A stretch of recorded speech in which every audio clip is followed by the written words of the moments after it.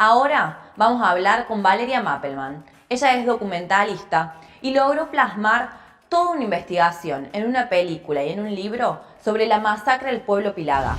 Esta sucedió bastante después de la conocida Campaña del Desierto y fue ocultada por más de 70 años. Valeria, muchísimas gracias por aceptar la entrevista, por tomarte estos minutos para charlar con nosotros. Eh, lo primero me gustaría consultarte un poco, que nos cuentes sobre toda la investigación que vos llevaste adelante con el documental, luego con el libro, sobre la masacre al pueblo Pilagá. Y si te parece, digamos, si no tiene este punto de contacto, por ejemplo, con el trabajo que realizó Osvaldo Bayer sobre la Patagonia rebelde en el sentido de el combate contra el ocultamiento, en este caso, del peronismo sobre lo que fue el genocidio del pueblo Pilagá. Bueno, la masacre de la bomba que ocurre en Formosa en 1947 comienza a ocultarse al día siguiente de empezar, ¿no? Comienza el día 10 y transcurren 20 días y a lo largo de esos 20 días la gendarmería va persiguiendo a las familias por el monte hasta con un avión que sale desde Buenos Aires, al que se le pone una ametralladora, vuela hasta Formosa y se suma a la represión. El día 11 comienzan a salir noticias en los diarios culpando a los Pilagá de haber realizado un malón contra la población de las Lomitas, que era un pueblo prácticamente todo el pueblo de las Lomitas tenía alguna conexión, digamos, con la gendarmería, porque el Escuadrón 18 de Gendarmería fue el origen del pueblo de las Lomitas, entonces había muchos parentescos con el escuadrón y empiezan a través de la prensa y a través de cables que son oficiales, a ocultar la masacre que había ocurrido el día 10. Eso sucede a lo largo de los 4 o 5 primeros días, después se silencia completamente hasta 70 años más tarde, cuando los sobrevivientes, que ya tenían 70 años o más de 70 años algunos de ellos, comienzan a ser de alguna manera influidos por sus hijos y por los más jóvenes para empezar a hablar de esto, ¿no? Y bueno, hablar de esto fue muy difícil, más allá de que estábamos ya bien entrenados, ¿no? Con otros juicios contra, por ejemplo, contra los crímenes de la dictadura. Este caso fue un caso muy difícil, aún 70 años más tarde, ¿no? El juicio contra el Estado Nacional empieza en el año 2006, y es un juicio largamente cajoneado, donde uno de los acusados era ex juez de Formosa, Leandro Santos Costa, un ex gendarme que había participado en la masacre. Entonces se lo protegió a Leandro Costa, se lo protegió para que no llegara a declarar. Hubo una sola persona que fue procesada, Carlos Smachetti, que fue el copiloto del avión. Y bueno, el juicio lleva muchos años. El año pasado hubo una primera sentencia favorable en primera instancia, en donde se logró probar que realmente fue un crimen de lesa humanidad, es decir, un crimen imprescriptible, que los Pilagá tienen derecho a reclamar no solo una indemnización, sino la devolución de los territorios que les quitaron a la fuerza. Y finalmente, en una segunda etapa, que fue en marzo de este año, en la Cámara de Apelaciones, la Federación de Comunidades del Pueblo Pilagá, que reúne 20 comunidades, pudo llegar a tipificar este crimen como genocidio. Es uno de los pocos casos en Argentina en donde hay un juicio por genocidio. creo que son 2 nomás, y este es el primer caso que tiene que ver con una masacre de un pueblo originario del norte, ¿no? Quizás lo que tiene de similar con los crímenes investigados por Bayer es que durante muchos años estos crímenes continuaron siendo marginales. Los organismos de derechos humanos nunca se interesaron por este caso, no acompañaron a los Pilagá, ni la Secretaría de Derechos Humanos, ni, digamos, lo que fue las grandes, digamos, ONGs y los organismos más importantes que podrían haber acompañado este caso no lo hicieron. Sigue estando en los márgenes y es una lucha muy, muy solitaria la de los Pilagá. Y muy, muy dura, muy costosa, ¿no? Porque están en un ámbito, la justicia en Argentina es una justicia elitista que habla en un idioma prácticamente incomprensible para nosotros, ¿no? Para la gente común, y ellos que además hablan el castellano como segundo idioma, es doblemente complejo seguir y llevar adelante un juicio como este. Y bueno, y sin embargo, lograron mucho, lograron bastante, en el sentido de que por lo menos la justicia considera y toma en cuenta los testimonios que habían quedado guardados en la memoria oral, ¿no? Que no estaban escritos, que de alguna manera la historia oficial no consideraba importantes, ¿no? Porque no figuraban en ningún libro, no había demasiada documentación del caso. Entonces creo que de todas maneras por lo menos se logró un reconocimiento importante, ¿no? Es el inicio de una lucha que va a llevar muchos años más, porque hay un territorio que se perdió violentamente, ¿no? La masacre de los Pilagá es un desalojo violento, y las tierras de donde los desalojaron están todavía en manos de la Gendarmería Nacional. Así que bueno, hay un largo camino por recorrer todavía. Sí, es muy interesante y muy importante la investigación y lo que se ha logrado. Por supuesto, como vos decís, falta aún más, pero es muy importante. Y bueno, invitamos también a que se vea el documental Octubre Pilagá para conocerlo a fondo.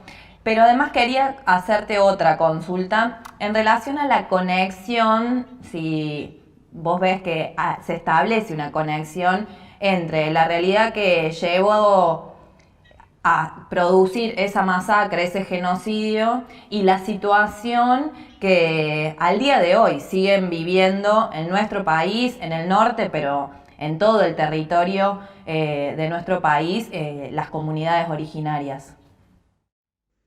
Bueno, lo que sucedió en 1947 tiene antecedentes en la campaña El Desierto del Norte, ¿no? Hay que pensar en Roca, en Victorica, 1884, cuando el Estado avanza violentamente y quizás con una violencia y una cantidad de tropas como antes no había sucedido, ¿no? Pero en el año 47 se vuelve a producir este hecho y hay una continuidad, esto nunca se detuvo, ¿no? La violencia en el Gran Chaco, es decir, Chaco, Formosa, Salta, norte de Santa Fe, no se detuvo nunca. Y no es el último momento de violencia, ¿no? Nosotros vemos hoy, hace muy poco, lo que pasó en el Chaco, ¿no? Cómo la policía entra violentamente en una casa y lo vemos en primer plano lo que sucede dentro de una casa de una familia com. Y después lo que le va a suceder a las chicas, ¿no? Que son violentadas y a los chicos que vemos en primer plano en un video, ¿no? Eso fue hace muy poco tiempo.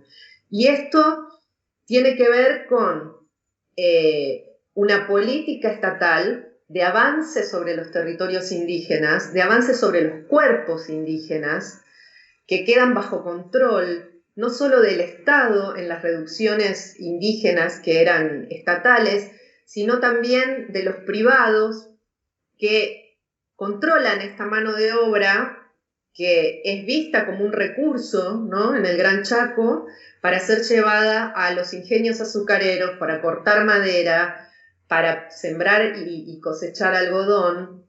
Esto es un proceso que se inicia a finales del siglo XIX y transcurre todo el siglo XX en la misma sintonía, ¿no?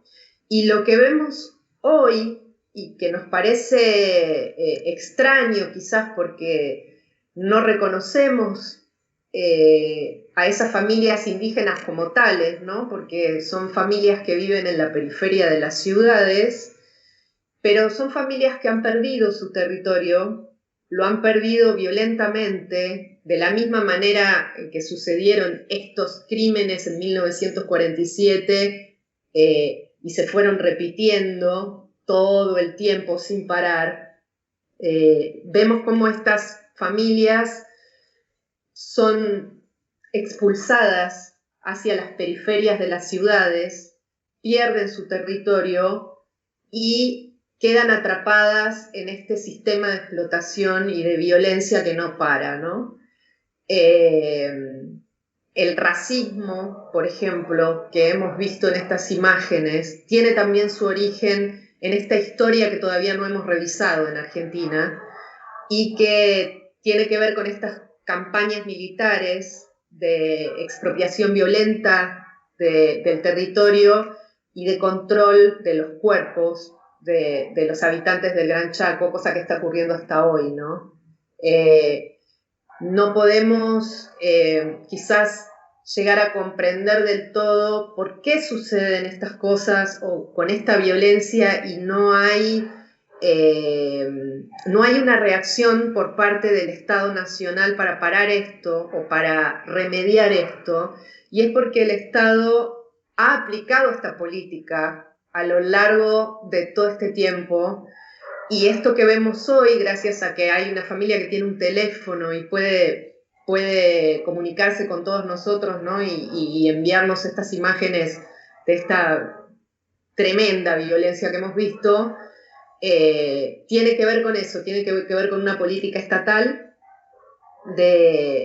es una política genocida que todavía no hemos debatido lo suficiente y que también tiene que ver no solo con el genocidio, sino con el ecocidio, si podemos llamarlo así, en el Gran Chaco, ¿no?, la pérdida de diversidad, el extractivismo, el avance de la frontera sojera, de la frontera ganadera, con animales y con semillas modificadas que funcionan con agrotóxicos, ¿no?, en un suelo cada vez más devastado, en donde la diversidad se está perdiendo y donde no hay, y nosotros vemos, no es que no hay una política para conservar, sino que al revés, ¿no?, hay una política para seguir extrayendo, ¿no?, todo esto que se ve como un recurso, y bueno, ahí empieza quizás el problema, ¿no?